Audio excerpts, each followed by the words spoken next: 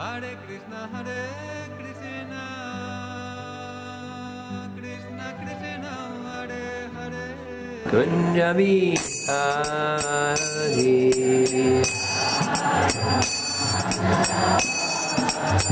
Kunja Bihari, Jaya Radha Madhava, Kunja Bihari,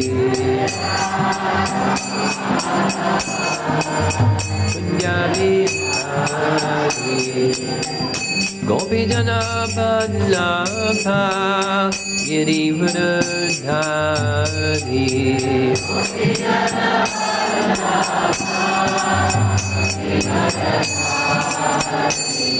Gopi Jana Vallabha, Giridhari,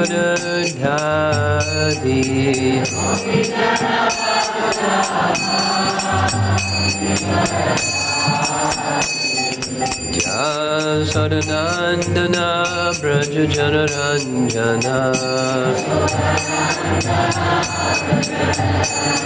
Jasodanandana Braja Janaranjana,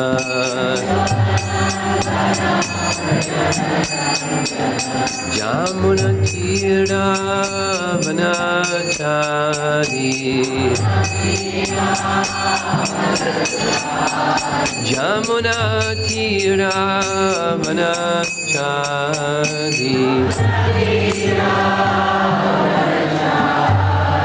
Jaya Radha Madhava Kunja Bihari,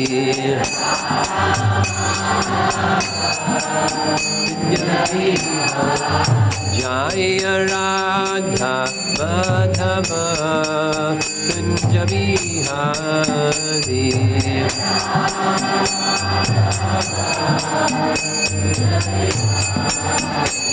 Gopi Jana Vallabha Giridhari,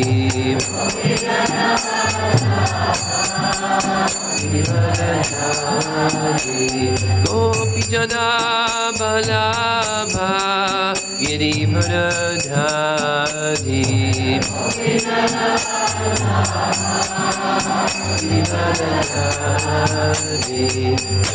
Jasodanandana Braja Janaranjana, Jasodanandana Braja Janaranjana, Jamuna Tira Vanachari, Jamuna Tira Vanachari,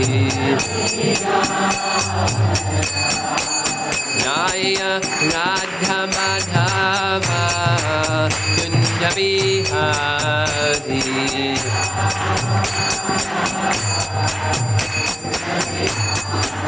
Jaya Radha Madhava Kunja Bihari,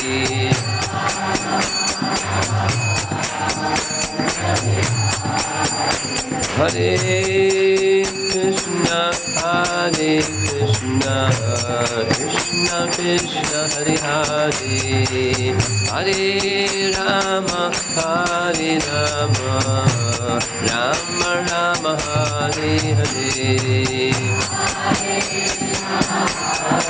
Krishna, Krishna Krishna, Hare Hare, Hare Rama, Hare Rama,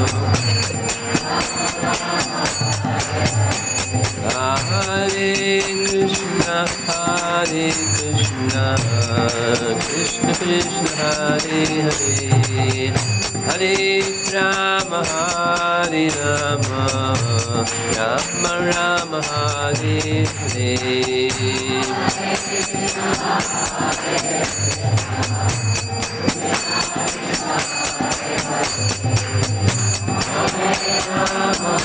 Hare Rama, Rama Rama, Hare Krishna, Krishna Krishna, Krishna, Hare Hare, Hare Rama, Hare Rama, Rama Rama, Hare Hare.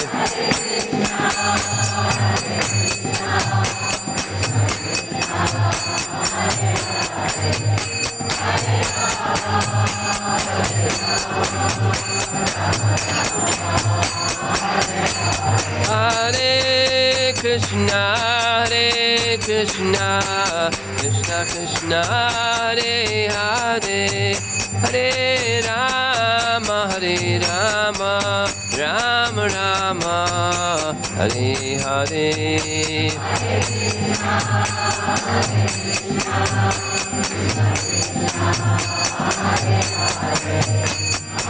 Rama, Hare Rama, Rama Rama. Jaya Prabhupada, Prabhupada, Prabhupada, Jaya Prabhupada.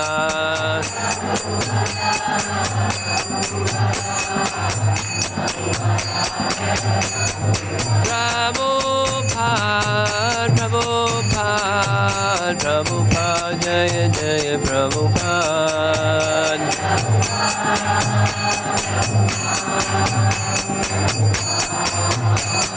Nitai Gaur Hariva, Hariva, Hariva, Nitai Gaur Hariva.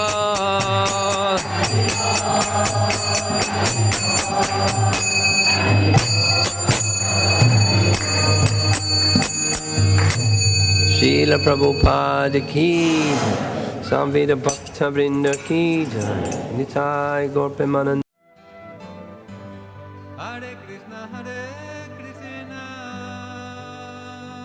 Krishna Krishna, Hare Hare. How many here have previously been to Mangalgiri? Okay. The rest of us who have not been, at least have heard of Mangalgiri. And Chaitanya Mahaprabhu visited Mangalgiri. It was described in Chaitanya Charitamrita in chapter 9.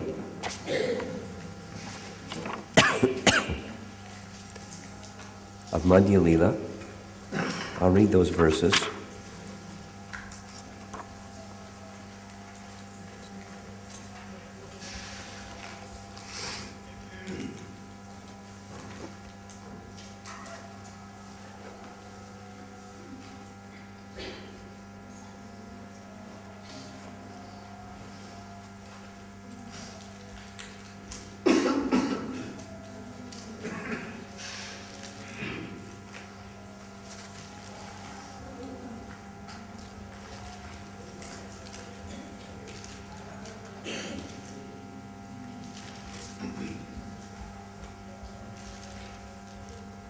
So according to Chaitanya Charitamrita,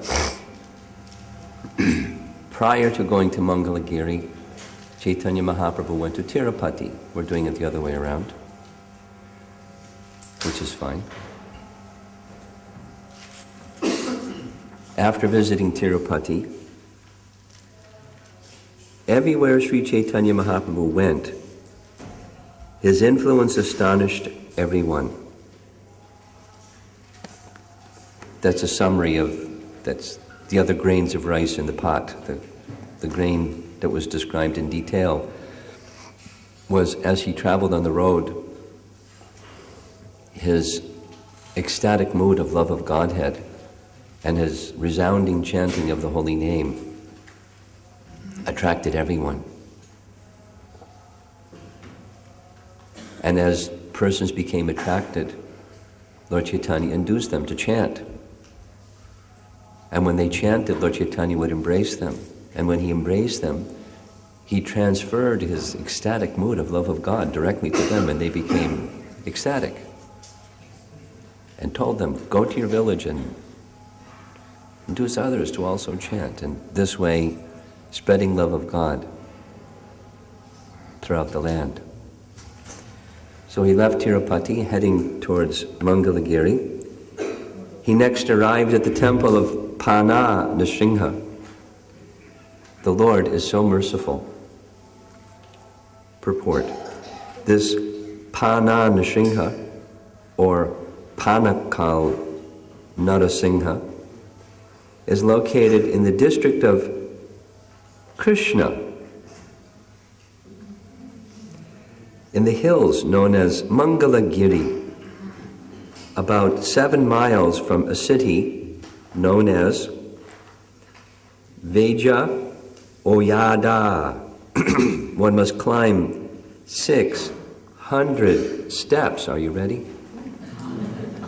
Our guide says 250, but here it says 600. We have an alternative you can ride, the little cars.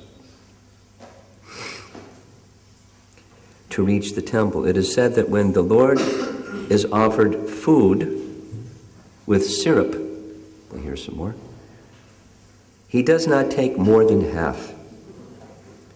Within this temple is a conch shell presented by the late king of Tanjore, and it is said that this shell was used by Lord Krishna himself. During the month of March, a great fair or festival takes place in this temple. That was the purport. Then the next verse, text 67. In great ecstatic love, Sri Chaitanya Mahaprabhu offered obeisances and prayers to Lord Nrisimha. The people were astonished to see Lord Chaitanya's influence.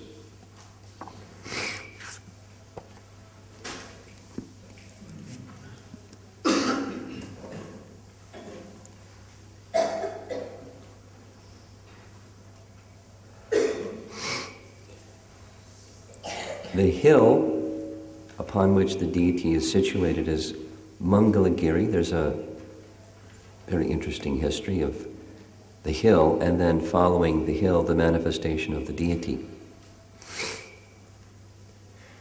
And there's a deity on top of the hill, and there's a deity towards the bottom of the hill. Different.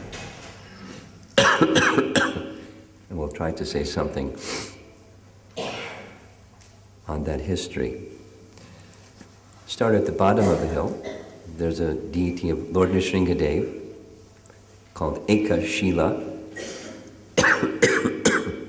and a Raja Lakshmi deity, where it is said that the Pandavas, specifically Bhima, worshipped.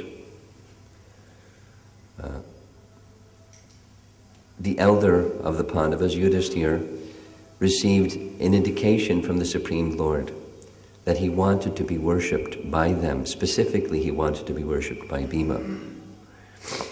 And instruction was given to Yudhisthira how to carve the specific form of the deity. And Yudhisthira was very happy to receive some direct instruction from Lord Nrisimhadev in that way. And the deity was established, and Bhima worshipped this deity from the time of Lord Krishna. So going back, well, we can say something about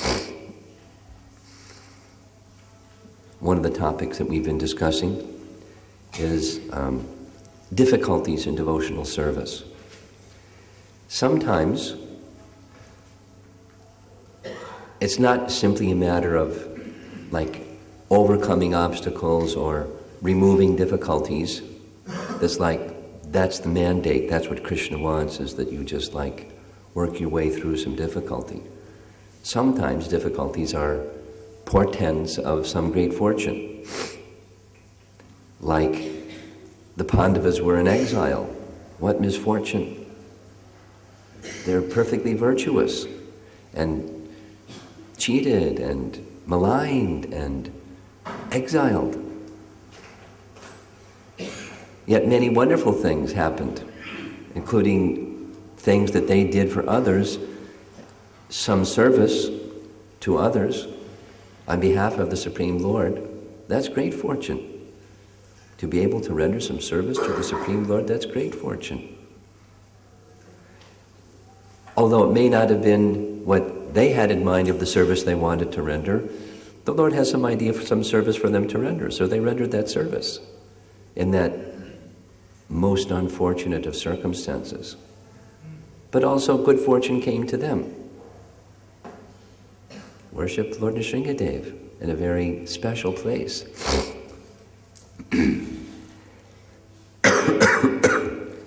And as we have been hearing, this protection of Lord Nrisimhadev is part of the within the misfortune, the great fortune, the removal of any unwanted thing from within the heart through the course of Lord Nrisimhadev's protection of his devotee.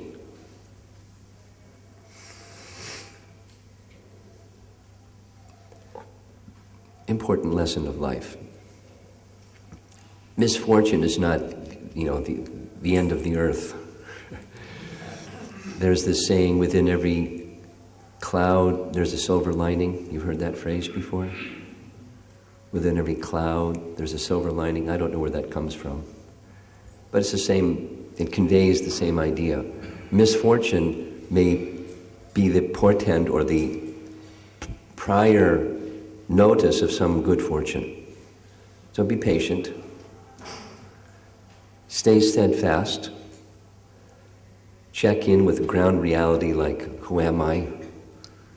What is my life meant to be? Service to the Supreme Lord. So there's some service to the Supreme Lord here.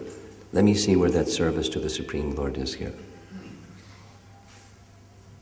And that brings, that disposition of heart invokes the compassion of the Lord and brings good fortune.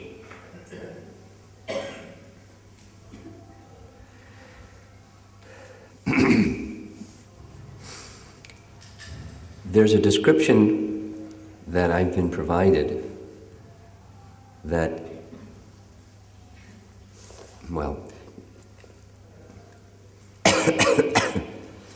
in the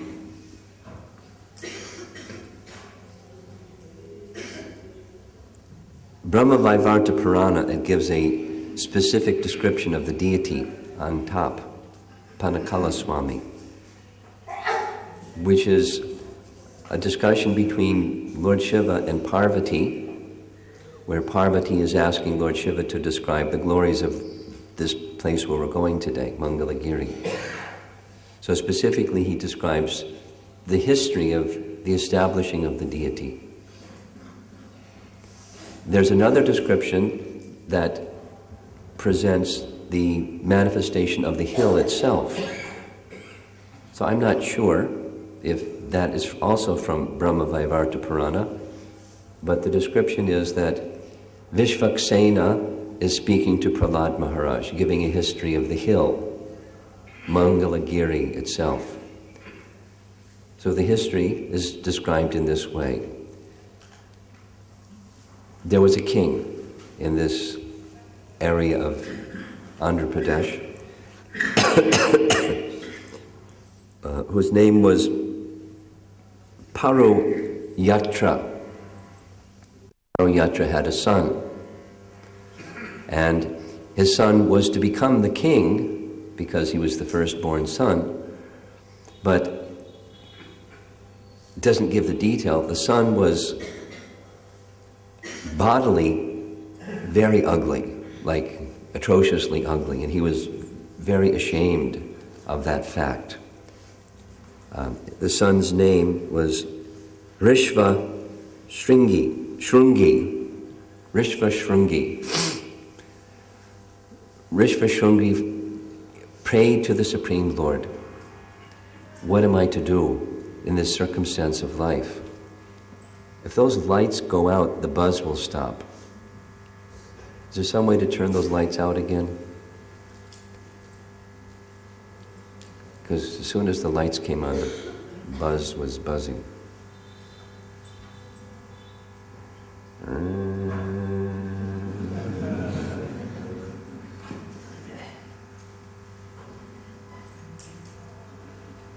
Somebody will figure it out.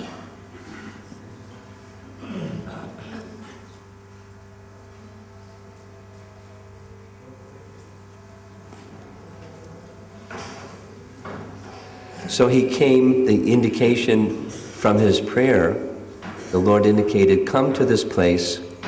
It's a very sacred place, and there you can undergo penance and austerity and purification.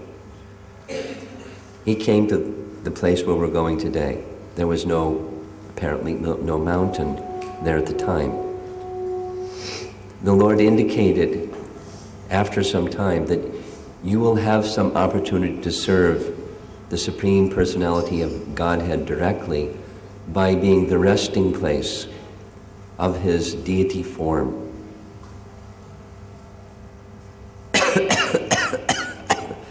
So Rishva was very happy to hear this. Meanwhile, his father was very unhappy. Good fortune, misfortune, who can say? So his father was searching and searching. My son has gone, because his son didn't give any notification. He just left. So then he got word that your son is doing penances and austerities at this special place. So he went there, and as he was approaching the place, his son doesn't give the technology of how this happened, but his son became a hill in the shape of an elephant. And the father, Puru Yatra, didn't know what to do. My son has become a mountain. Please come back with me. His son reassured him, don't worry, Dad. I'm doing service for the Supreme Lord. You can return home and take care of my mother, the Queen. Everything will be all right. What could his father do in a circumstance like that? So he went back. And in course of time, that mountain in the shape of an elephant became the place upon which Panaka Swami, the deity, came to reside. So now, from Brahmavaivarta Purana, where Parvati is asking, Lord Shiva, what's the glories of this place, this deity? And she described something that very much sounds like a Hiranyakashipu story. There was a very ambitious demon named Namuci.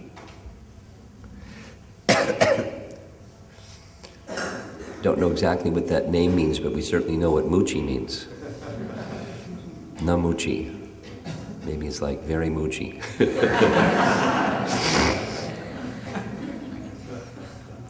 And like Hiranyakashipu, he desired to become immortal. So we know the austerity that Hiranyakashipu did. But what Namuci did is like makes what Hiranyakashipu did look like peanuts. Hiranyakashipu stood with his arms in the air and on his toes for how long? 1,000 years? 100 years? Long time. Try it. Not easy. But listen to what Namuci did. He got a needle, and on top of the needle, he put a mustard seed. And then he stood on the mustard seed with one foot. Dhruva stood on one leg. Namuci stood on one foot on top of a mustard seed, on top of a needle, with perfect balance. I mean, Olympic athlete, who can't do that? And he did that for 1,000 years. This man was determined. Devotees can undergo austerities. Demons can also undergo austerities. Prabhupada describes what austerities it takes to build the hellish cities, the ugra karma necessary to build hellish cities. And they're all over the planet. Ugra karma with big buildings and big this and big that.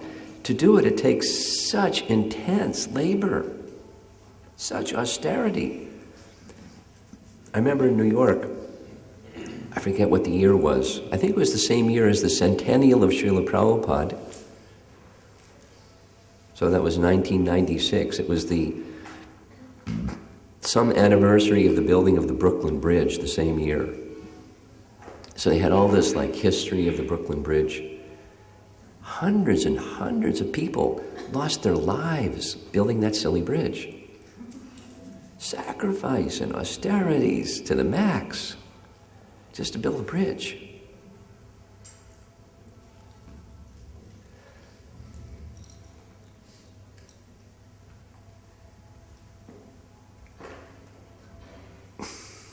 Prabhupada liked to describe the pavarga of material existence, and spiritual life is apavarga, freedom from this pa, ma. And the first one is parishrama, intense labor. Material life is like that. Prabhupada was explaining, devotees don't do those things. We work very hard for Krishna, but not for fruitive gain and trying to become the enjoyer of the fruitive gain in the form of sense gratification and, oh, by the way, put in the front some dharma because it helps you get the fruitive gain and get the sense gratification. We don't do that.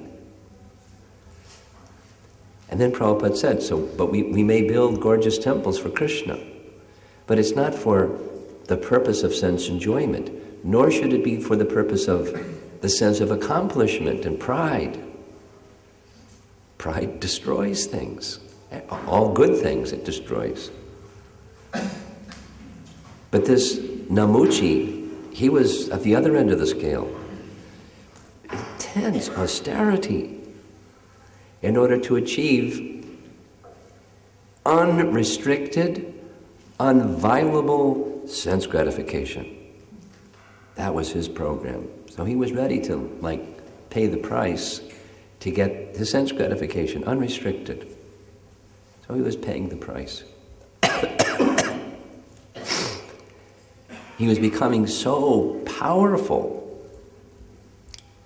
through those austerities, just like demons may become very powerful through their austerities. Some report, don't know the validity of it, but Bin Laden is said to be extremely austere.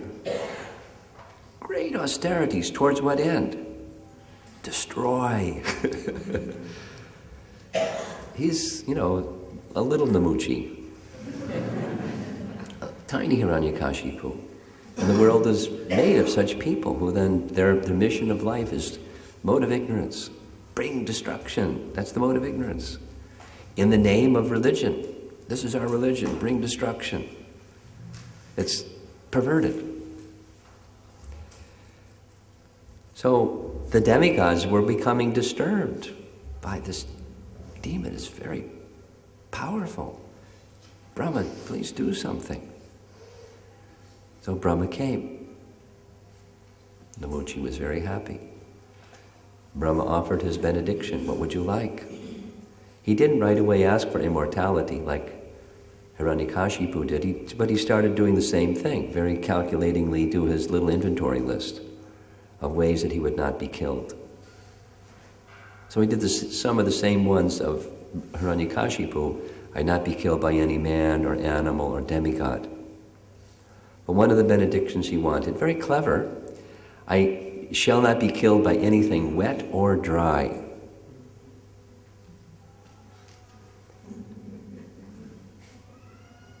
In this world of duality, there's always either this or that, but something that's neither this nor that, what's that? It's a temporary body. So, very clever. Lord Brahma said, yes.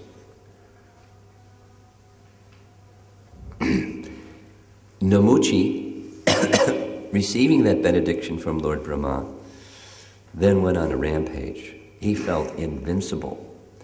He gathered together the other little Namucis, Namuci Juniors, whatever demons he could collect, and made torrential battles all over the universe. He was so powerful.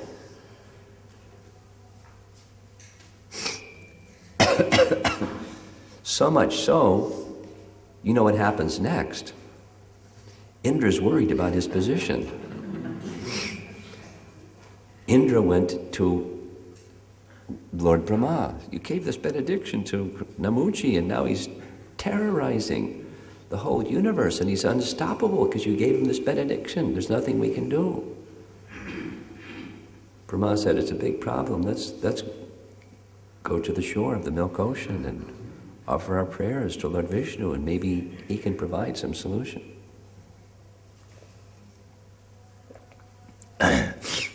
Lord Vishnu, Sheshashayi Vishnu, offered the solution. He said, Indra, you will be victorious in battle against Namuci, I assure you. Be confident. Return and engage in combat with Namuci. Don't worry. Although the benedictions of Brahma have been made, I will uphold them. But here is the means by which you will be able to destroy him. I have my Sudarshan chakra, and I will personally be present within that Sudarshan chakra.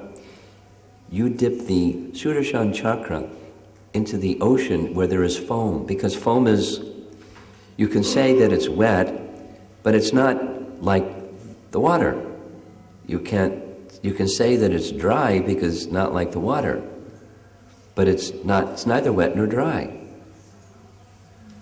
So Indra felt empowered, and together with all of the armies of the demigods, they went and challenged Namuci, and he was being severely defeated. He felt, my armies are invincible, but excuse me, my armies are not invincible, but this body is, but this is a very difficult situation. So he retreated from the battlefield. He reduced the size of his form to a very small form and entered into a cave. Lord Nrisimha came and in a very angry mood indicated to Indra, now is the time to destroy him. So he took the Sudarshan chakra. The description in Brahma Vaivarta Purana was that Lord Vishnu was personally present in that chakra, and Indra released the chakra, dipped in foam, and as the chakra was released, the chakra, which is neither wet nor dry, the foam that was on the chakra, destroyed Namuci. Thus ends Namuci.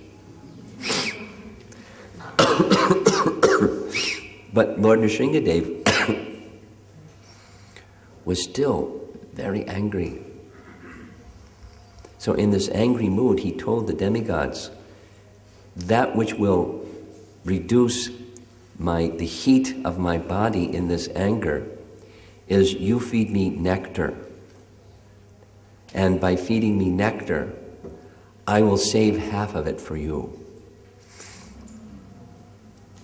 So from that time, the form of Lord Nrisimha assumed this deity form that took its residence on top of Mangalagiri. And from that time, over the passage of the yugas, the requirement of feeding Panaka Swami, or the deity of Lord Nrisimha, became more easy. So where do we get nectar of the demigods in Kali Yuga? We call lemonade nectar. Like an ISKCON thing. You know, whatever it is that's wet is nectar. Would you like some nectar, Prabhu? But not that kind of nectar. Nectar of the demigods. So, that was Satya Yuga. In Treta Yuga, it became ghee. And in Dwapara Yuga, it became milk. And Kali Yuga was made much easier. Panaka is a combination of jaggery, milk, water, and pepper. And if Krishna is very kind to us, if Panaka Swami is very kind to us, we'll all taste that. That combination is called Panaka. And thus his name is known as Panaka Swami. I've never seen the deity, but the pictures of the deity he looks very happy. And I've heard from those who have been there that you can hear, as the Pujari is pouring the Panaka, you can hear him swallow, and then there's a little signal. It's like, that's it. And then half is left, and the half is distributed as the prasad of Panaka Swami.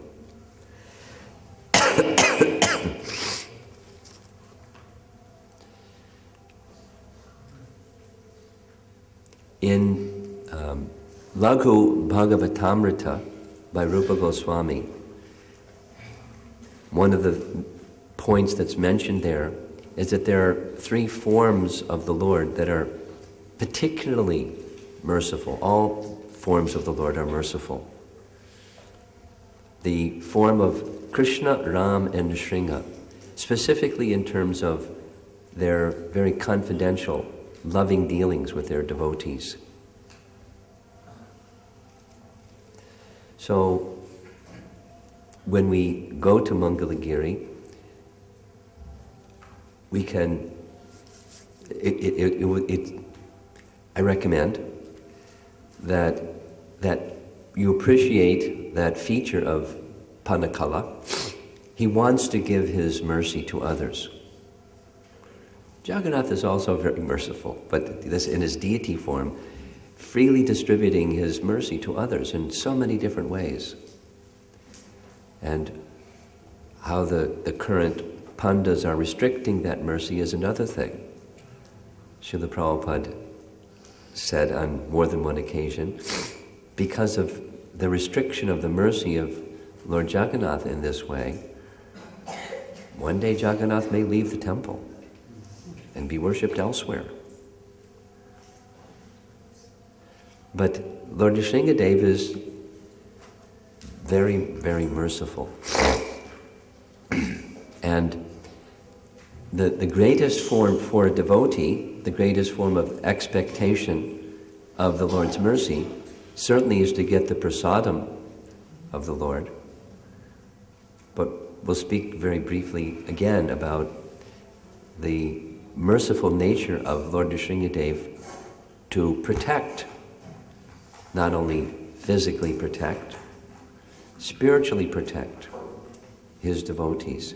And that spiritual protection, as we have been discussing in our questions and answers sessions in particular, how to get on the other side of our limitations and our attachments and our impurities and shortcomings and deficiencies. Pray to Lord Nrisimha, not just so you don't have any problems in life. Problems are going to come. It's the nature of the place. The promise of the Lord is, you become my devotee, you'll never have a problem again. That's not the nature of the place. As long as we have one of these things, a material body, one of these things, a material mind, we're going to have problems, just by the nature of the place.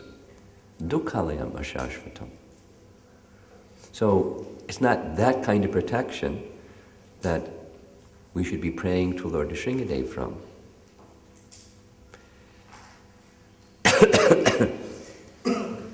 It's something like in the Gajendra Moksha Lila, when Gajendra, who was previously King Indradumna and was cursed to become an elephant because of his offense, at least apparent offense. When he was the king of the elephants, because previously he was a king, so when he becomes an elephant, he's not just an elephant, he's the king of elephants, with so many other elephants looking to him for leadership, and so many she-elephants who were his queens. Very powerful. When he was in difficulty, we sometimes find ourselves in difficulty. When he was in difficulty, he was fighting like Draupadi. She was trying to check Dushasana. She was very strong. She was really strong. She sakoed Jayadratha, knocked him to the ground. Maharati. Draupadi wasn't a wimp. She was powerful. But Dushasana was far more powerful. So she was trying to check him, disgracing her. She realized it was not possible.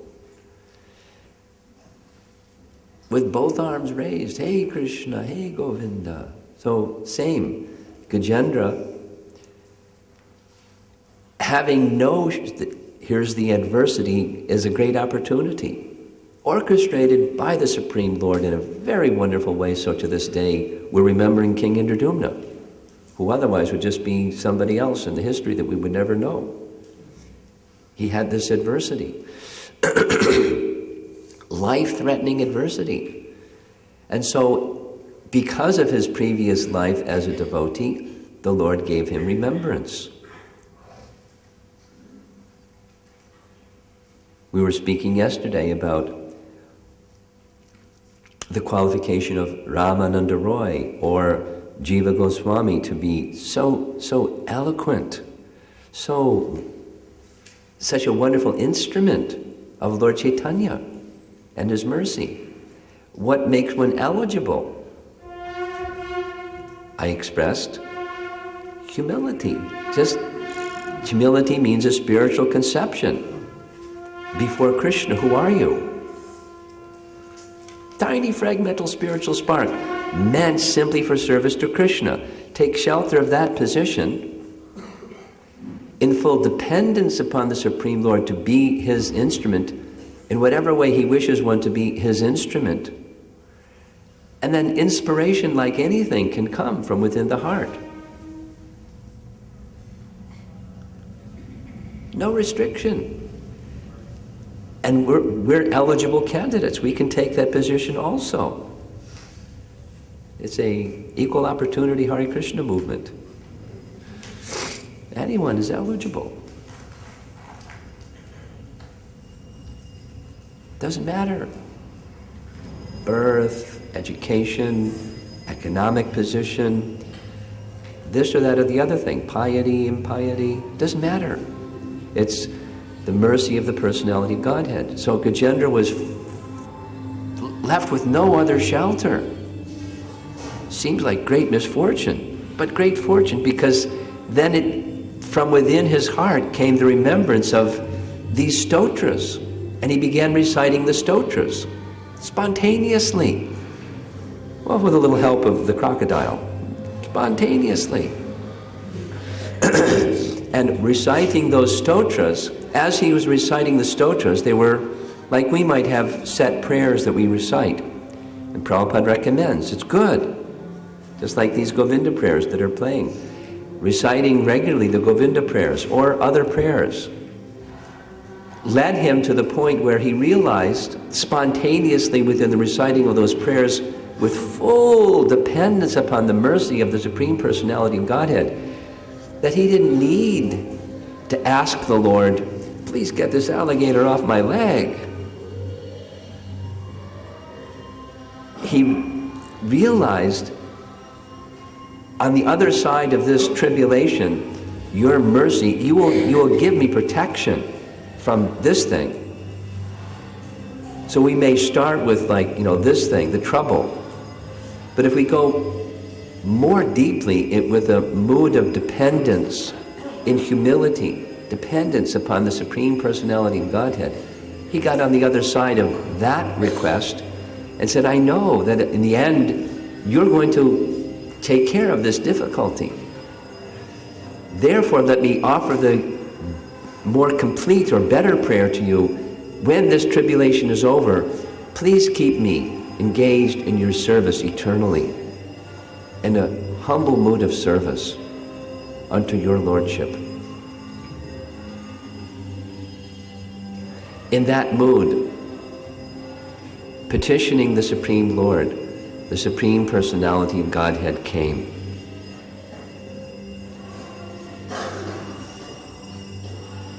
Gajendra was in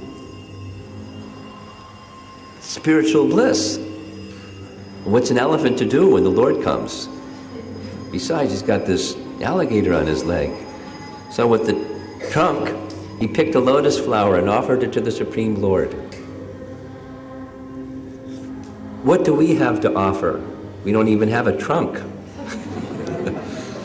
Or where's the lotus flower? But whatever it is that's within your means, the humble, sincere offering to the Supreme Lord fully satisfies the Supreme Lord when it's offered with love and devotion. That's our teaching, that's our way of life.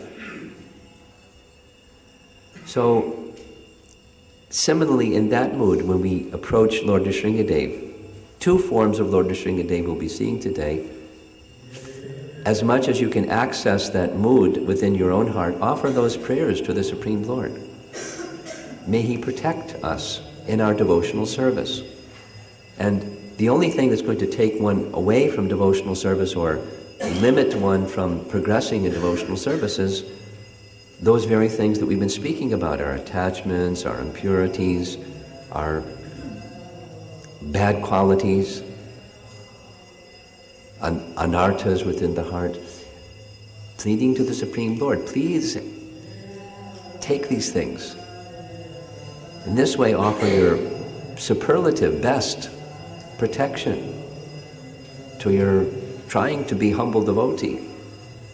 Please offer your mercy in that way. And his exchange, going back to Lagu Bhagavatamrita, is that special reciprocation will come. That's the form of Lord Nrisimhadev.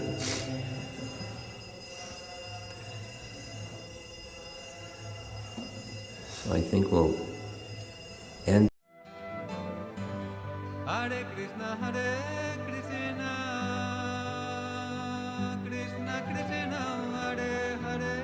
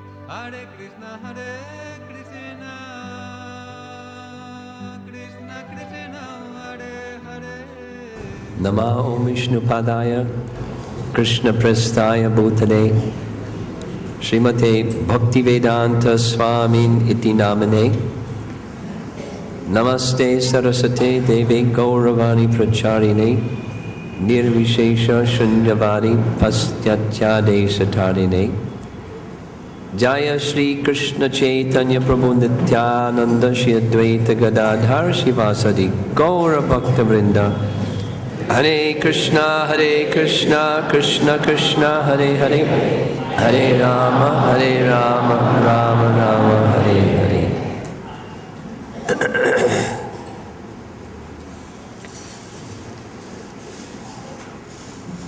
I'm primarily going to be addressing those devotees that were with us this morning.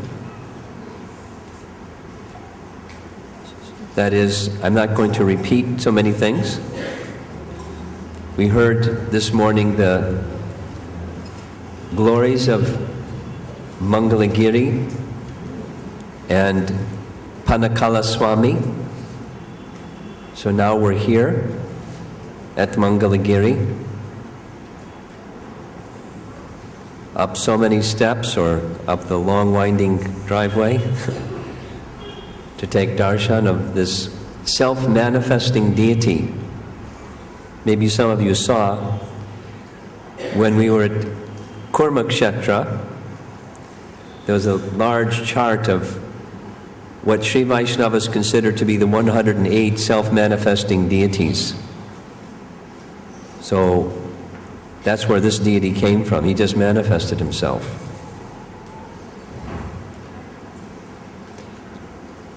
When we're looking at the altar, just to the pujari's side, or as we're looking at the altar to our left, is a murti of Nam Alvar, and down below is Ramanujacharya. To our right as we're facing the deity. And the Raja Lakshmi deity that is up higher is worshipped along with Lord Nrisimha. And she's the main deity there. As if you took darshan, the pujari likely performed his mantra chanting and puja and offering kumkum powder and chandan into a tray. And in that tray, beneath all that pile of kumkum powder, is Sudarshan Chakra. And so prayers were offered to Sudarshan Chakra and two little murtis, one of Venu Gopal, Krishna, playing upon his flute, and Lakshmi. Govinda asked me, Radha or Lakshmi? And I'm so accustomed to Radha Krishna, Radha, but I checked, and it's Lakshmi. He said, the pujari said, behind, there's three, and behind is Lakshmi. So in the middle is Sudarshan, and behind is Lakshmi.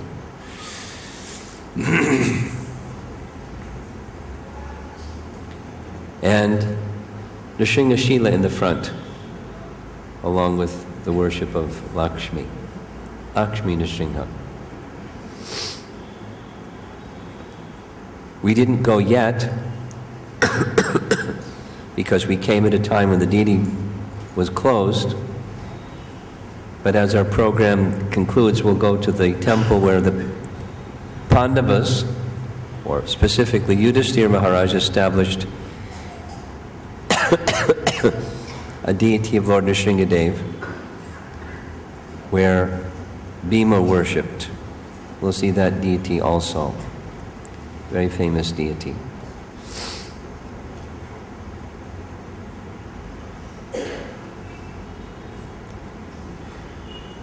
In the narration found in Brahma Vaivarta Purana,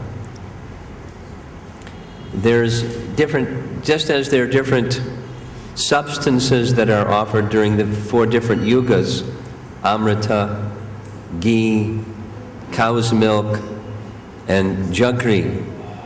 Did you taste the pepper in the jaggery? Very noticeable. Nice. And the name of the place also is identified differently according to each of the 4 yugas. This is Kali Yuga, and Mangalagiri is the name. But according to the Mahima, the history, the glories of this place, Totadri was the name known during Satya Yuga.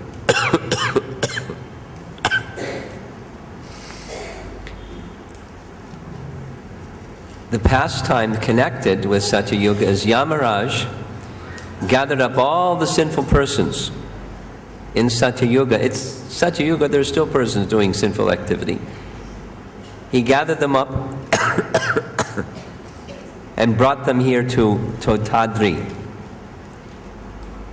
and instructed them, if they pray to Lord Nrisimha, then all of their sins will become eradicated and they'll be liberated and returned to Vaikuntha. Very powerful deity and a powerful place to seek forgiveness for one's sinful activities. During Treta Yuga, Ramchandra visited, where the name became differently known, Stutadri.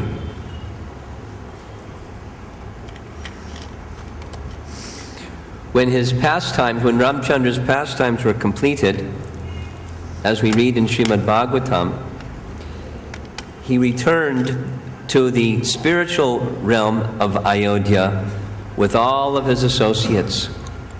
Well, almost all of his associates. Those that were left behind were those that had some trace of sinful contamination. They were instructed, go to Stutadri, offer your prayers and worship of Lord Nrisimha, and all of your sinful reactions will be eradicated. And then you can return to the spiritual world of Vaikuntha also.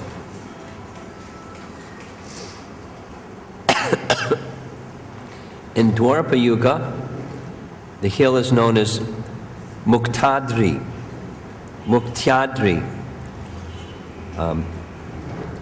And the Leela, or the pastime that took place during Dwarapa Yuga, was, excuse my voice, Indra gathered up all the personalities, because in Treta Yuga and Satya Yuga, much less sinful activity, but degradation comes further in Dwarapa Yuga.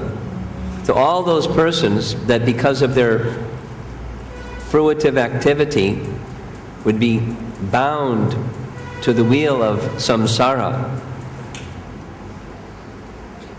he gave this very similar instruction. You come here to Muktyadri and you engage in worship of Lord Nrisimha. And by the worship of Lord Nrisimha, your souls become elevated to such a condition that the wheel of samsara will be broken and you can return to Vaikuntha. And in this age,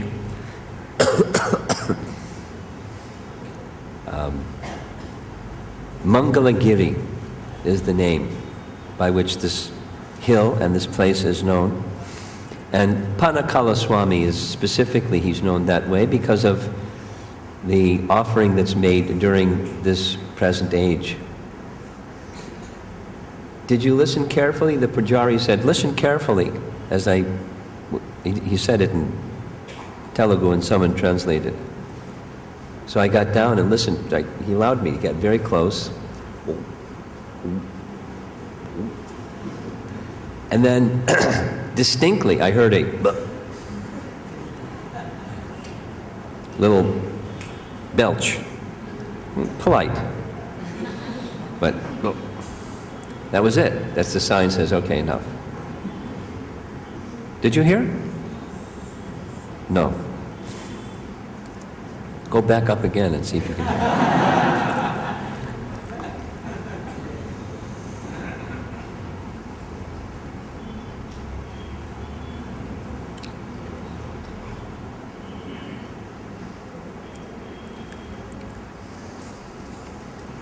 Yeah.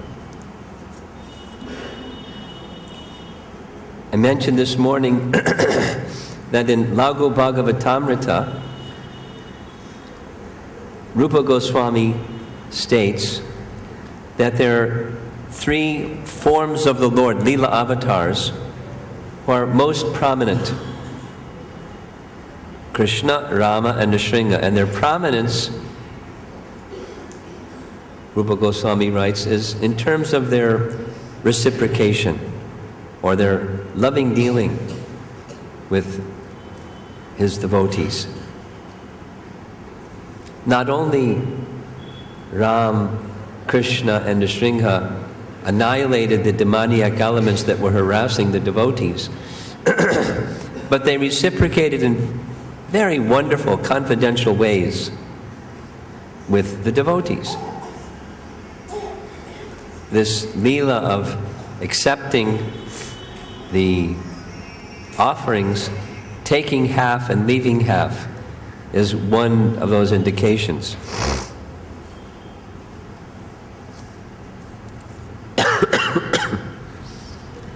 I was thinking of Srila Prabhupada. One of the teaching methods that Srila Prabhupada would use after taking the devotees to different places, he would ask them, what is the lesson we have learned? One of them, I was present. It was a morning walk in New York. We went to Battery Park in Brooklyn, and it was a very brisk morning, cold, and Prabhupada had just previously been in London. And we were walking through the park, and we walked over to a pond where there were some ducks. And the ducks came swimming over. So Prabhupada asked, does anybody have any prasadam we can give to the ducks?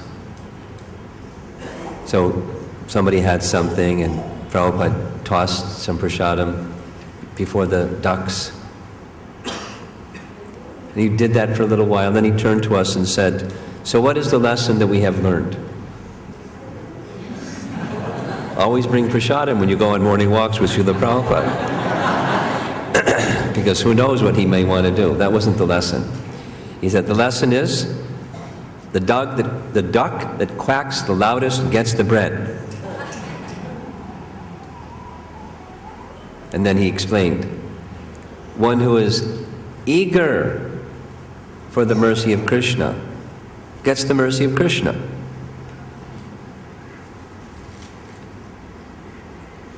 And he elaborated. Then another one, I wasn't present, but Bhagwat Das, who was hosting us when we visited Bhubaneswar, told that because there was nothing, now there's a temple and there's a whole developed area in Bhubaneswar, but as I mentioned when we went there, it was as far as you could see in any direction. It was nothing. Literally, it was just agricultural field, and a lot of it was just barren land. Now it's very well developed. So one of the things that Prabhupada did, the devotees went on the morning walk and they went to the Bhubaneswar Zoo. So Bhagwat took us to the Bhubaneswar Zoo, and we went around, and at the end he said, at the end of the morning walk, because Bhagwat was there, Prabhupada said, so what have we just learned? Nobody knew what to say. And Prabhupada said, what we have learned is that intelligence is stronger than the greatest of physical strength.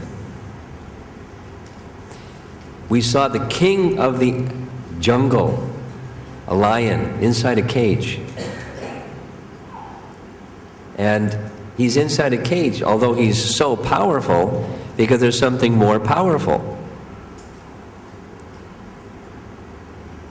The intelligence is more powerful than physical strength. Then he went on to explain we need to use our intelligence in service to Krishna, and that it is superlatively powerful.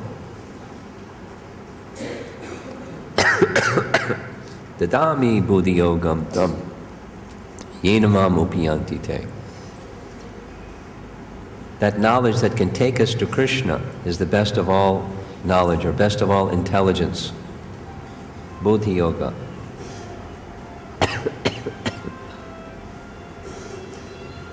So now let me ask you, what have we learned today?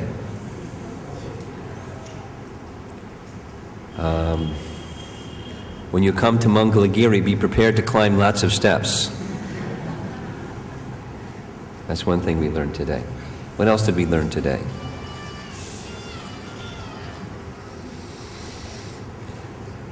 There are two choices. If you have a disposition towards life, like Namuci, you can expect to be destroyed by the Supreme Personality of Godhead. And if you have a disposition towards the Supreme Lord of Love, then you can expect to be reciprocated with in a loving manner. Yayatamam prapadyante, tang stataiva vajamyaham. Krishna indicates in Bhagavad Gita.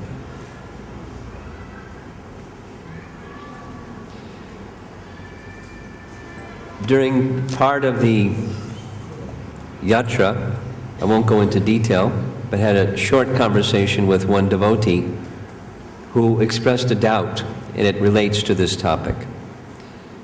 The doubt was, is there really such a thing as free will? So I'm going to delve into that a little bit. Does the living entity really have free will? And this individual wasn't sure. They have their doubt. And the logic of that doubt goes something like this. They might say it differently than I'm about to say it, but something like this. Everything that happens in our life is under the direction of the Supreme Personality of Godhead. Just like there's this teaching that says whatever happiness is to come is going to come, whatever suffering is going to come is going to come. So what free will do we really have?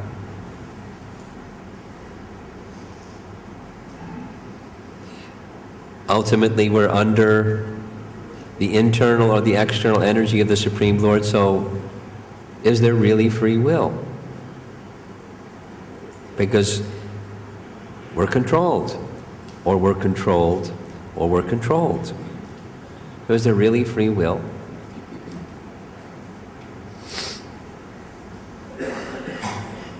And there's a logic that says, yes, the living entity has free will.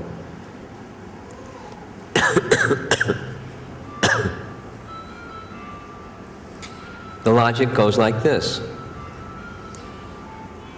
The Atma and the Paramatma are qualitatively the same. Prabhupada liked to give the example of a gold ornament, say a gold ring or a gold necklace or some gold ornament, and a gold mine. They're qualitatively the same. Gold is gold. Quantitatively different, qualitatively the same. Or the other classic scriptural one is the drop of water from the ocean and the whole vast sea. You analyze the ingredients in a drop of water, how much salt and how much minerals and whatever else is there. And whatever is in the drop proportionally is there in the whole ocean. Qualitatively one, quantitatively different. So similarly, the living entity, the Atma and Paramatma, are qualitatively one. So if we want to propose that the living entity, in fact, doesn't have free will, then the converse would be, or the extended logic of that is, the Supreme Lord also doesn't have free will. And that's Karma Mimamsa philosophy. Karma Mimamsa philosophy is, it's not just impersonal, it's atheistic. Karma Mimamsa philosophy says, doesn't matter what you do. What doesn't matter whether there's God or not God. Because if there's not God, it doesn't matter. And if there is God, he is obliged, that is to say, he doesn't have free will. The law of karma is supreme, and if one does good activity, he gets a good result. One does bad activity, he gets a bad result, and God dispenses the good result and bad result. So supreme is karma, so just do good work, and don't worry about whether there's God or not. You can worship God or not worship God, it really doesn't matter. But in the ultimate analysis, karma is supreme, so do good work. Karma Mimamsa philosophy. But the fact is, God has supreme free will. And because the unlimited supreme has unlimited free will, the tiny living entity has tiny free will. Qualitatively the same, quantitatively different. And Bhagavad Gita confirms that the living entity is part and parcel of the Supreme. Mamevangsa jiva loke, jiva bhuta sanatana, eternally the fragmental part, tiny spark of the Supreme, fire. As the spark is unto the fire, the living entity is unto the Supreme. Part and parcel. Tiny fragmental part. So, back to the question, do we really have free will? We're tiny part and parcel of the Supreme. What's the real freedom of choice that we have?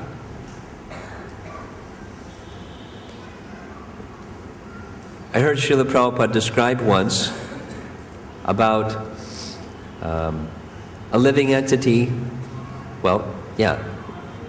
a living entity that comes, regains his spiritual life, and then desists due to worldly mindedness. He specifically said, this was in 1969, looking around the room and saying, many people come to Krishna consciousness and they engage in devotional service for some time. And after some time they go away. And Prabhupada said, that is prapekatmaka shakti, or Maya has thrown him away. Maya has thrown him away because of his attitude towards Krishna, so Maya keeps him away. And then the living entity takes on some false identities other than I'm Krishna's eternal servant. We know this term as upadis, or avaranatmika shakti, the throwing potency and the covering potency. And that stems, so there's two levels of free will choices. We can choose Maya or Krishna. And within the realm of Maya, we also have limited choices.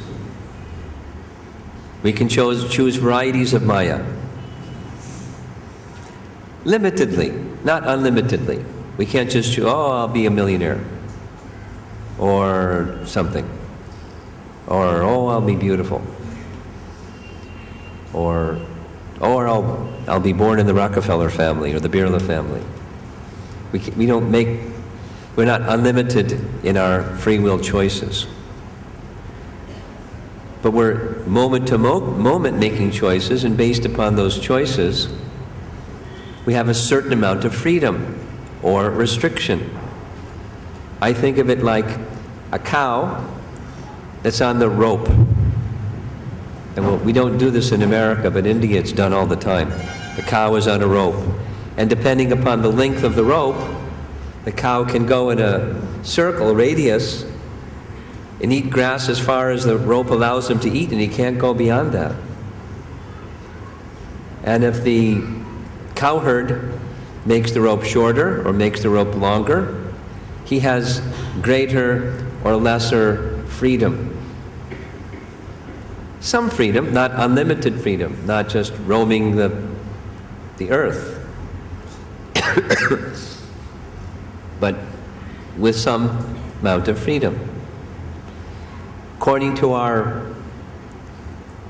theistic choices or choices in relation to the codes given by God, we have greater freedom. Prabhupada's example is the law-abiding citizen and the law-breaking citizen. Both are under the law of the state, but the law-abiding citizen has many freedoms. And the law-breaking citizen is in jail with very restricted freedom. He can move from this side of the cell to that side of the cell, but very restricted freedom. And the one who's the law-abiding citizen has far greater freedom. Both are restricted. So the consideration of, do we have free will or do we not have free will? We're in the material realm, we're certainly restricted. And even in the spiritual realm, because the freedom is not there to become God. But in the spiritual realm, there's stages of freedom. One is, for example, we can choose to take up the path of devotional service. Like this example Prabhupada gave of people come and then they go. We can choose to come and we can choose to stay. And in the course of staying, we can, as we evolve spiritually,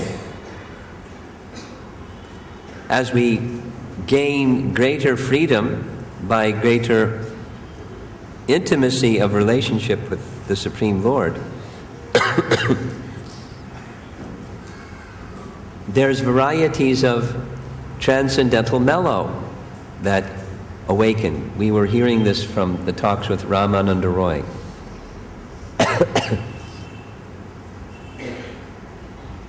The mirror image is upadi, some designation.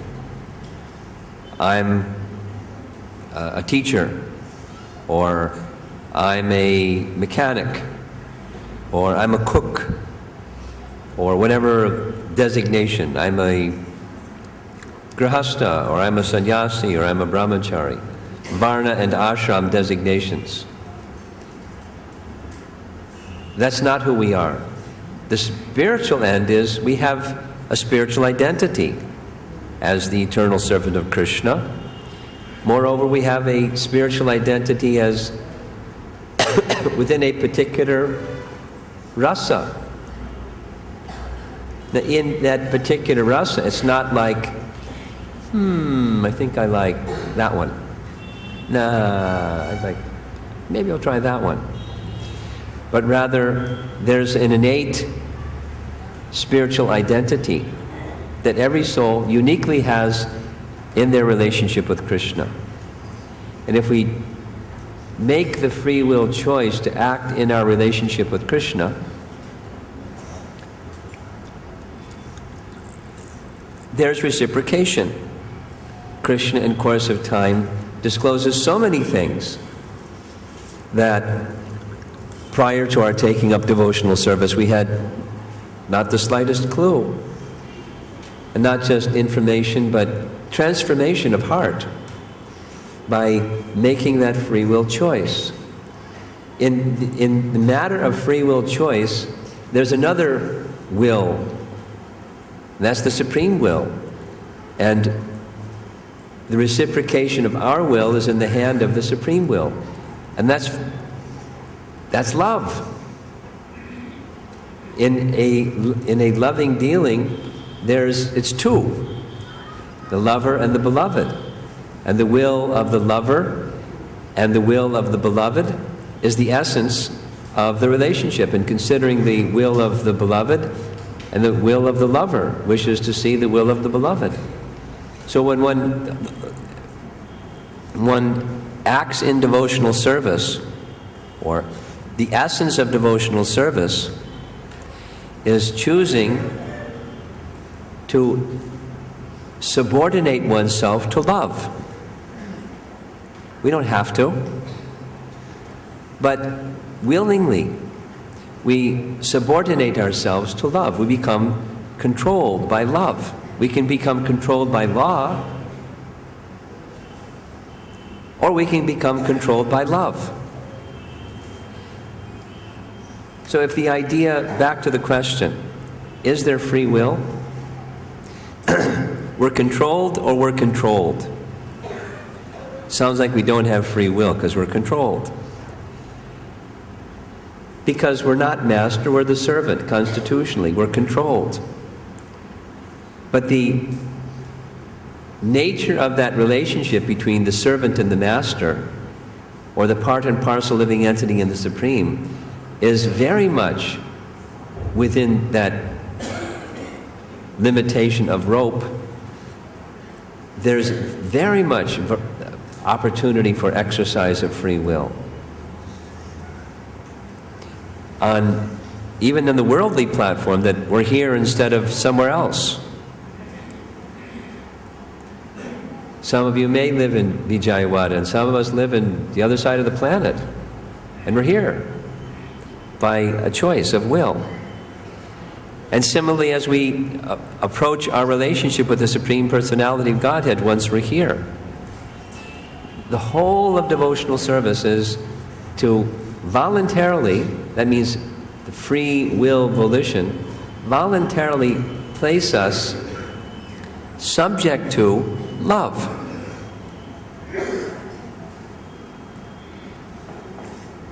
And I wanted to discuss one other point, and that is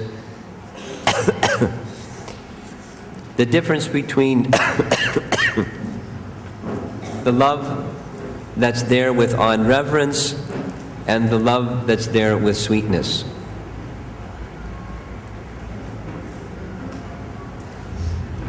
Love is on another platform besides and beyond duty. Bhaktivinoda Thakur teaches this. To engage in some activity because we're obliged to do so, or it is our duty to do so, that's good. It's not on the same platform as love. On the platform of love, one does so because of the dedication to the beloved, because I want to do so. Like nationalism is a reflection of that, love of my country, or love of my family, or love of some kind of designation. But on the spiritual platform, it's free from designation and it's fully natural to the soul. And there are different qualities of love. There's awe and reverence. Just like at the top of the hill, not the very top of the hill, but the temple of Raja Lakshmi. If I hadn't asked, I wouldn't have found out. There's the kunkum was going onto that plate. And did you see the pile of kunkum? Big pile. All day long he's placing kunkum. He gave us some. Anybody else here get a little kumkum to take with them? We'll try to figure out the right time to distribute to the devotees that didn't get. You barely could see Krishna and couldn't see Sankarshan at all, or Sudarshan. Well, when I asked, there's Krishna. He turned the deity around. There's Krishna holding his flute. And behind is Lakshmi. So the worship is with the conception of Krishna is a Leela avatar of Narayana, and he appears with Lakshmi. That's the mood, awe and reverence. Previously, when we were in contrast, previously we were in Rajmandari, where we heard about the talks between Ramananda Roy and Chaitanya Mahaprabhu. And those talks between Ramananda Roy and Chaitanya Mahaprabhu are on another platform altogether. The platform of the loving exchanges between Radha and Krishna. In a poetic way, Krishnadas Kaviraj Goswami describes this topic is like nectar, different than jaggery. It's like condensed milk mixed with camphor mixed with sugar candy. The activities of Ramananda Roy are compared to condensed milk. No, the activities of Chaitanya Mahaprabhu are compared to condensed milk. And the activity, you add the activities of Ramananda Roy interacting with Lord Chaitanya, and it's like adding rock candy. And then the talks between the two is like adding pinches of camphor. And you stir it all together and you get the sweetest nectar. But it's a different nectar than the one that's taken through the mouth orally. It's a nectar that one allows to enter into the ear. And Krishnadas Kaviraj then appeals, my dear reader, please listen to these conversations between Lord Chaitanya and Ramananda Roy without prejudice, without prior conception. Simply try to hear very carefully, and one who does so will, with faith, without doubting, and one who does so will be blessed with the ability to understand the most confidential topics about Lord Chaitanya and his nature, just by hearing these conversations between Ramananda Roy and Chaitanya Mahaprabhu. Because the dealings are way beyond awe and reverence. The dealings are very, very confidential interactions of Radha and Krishna. By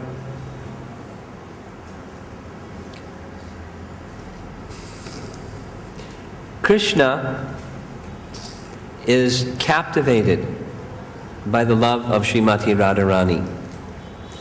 And Srimati Radharani becomes submissive to the loving service offered to Krishna and offered to her by her devotees.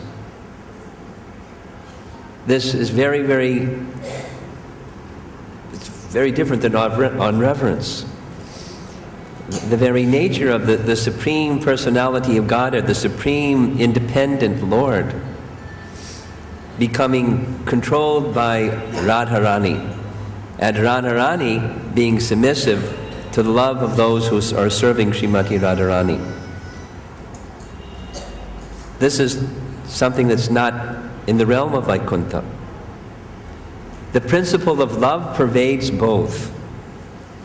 The nature of that love and the intimacy of that love have degrees of taste and sweetness. So in the matter of, back to the starting point, we have two choices.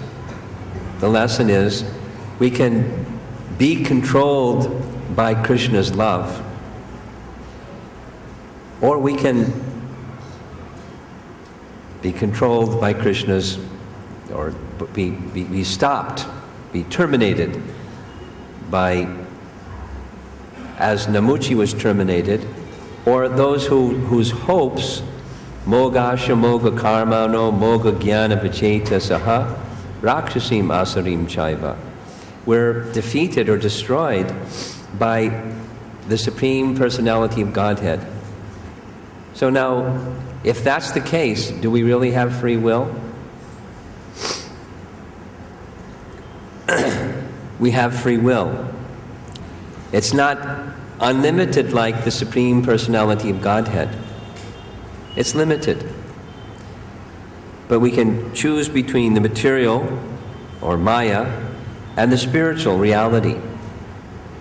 And within the spiritual reality, we can choose between varieties of taste. The gift of Chaitanya Mahaprabhu is that he's giving that taste of the sweetest form of love for Krishna as exhibited by the residents of Vrindavan. And even specifically, Vrajavadhu, the cowherd damsels of Vraja. He's freely giving that for those who are having the free will to accept it, to take it. There are free will choices to make for the living entity, besides Maya and Krishna, or illusion and reality. There's varieties of love.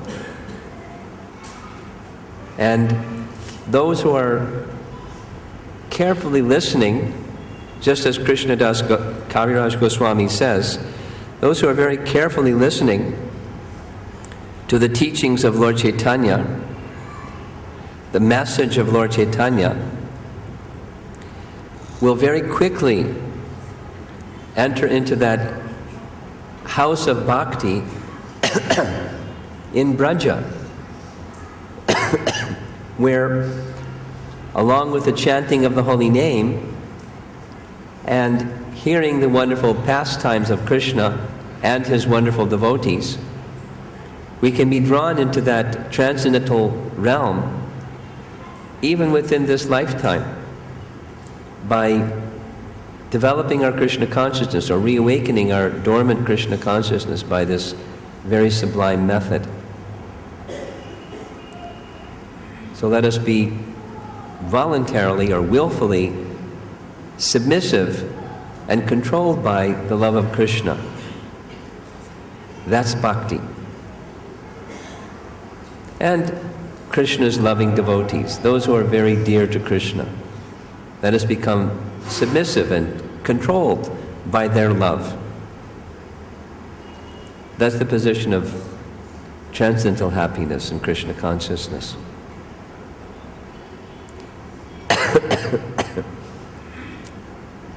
I'm sorry for my voice again. It's difficult. So, any comments or questions? And otherwise we'll go into our next activity, the translation and kirtan. Anything? Yes.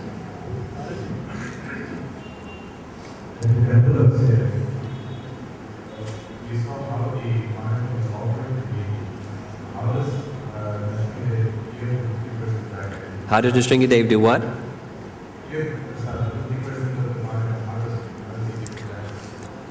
With the conch shell, the portion of it goes into the mouth, and when the rest is prasadam. And that's distributed, the prasadam of the Lord.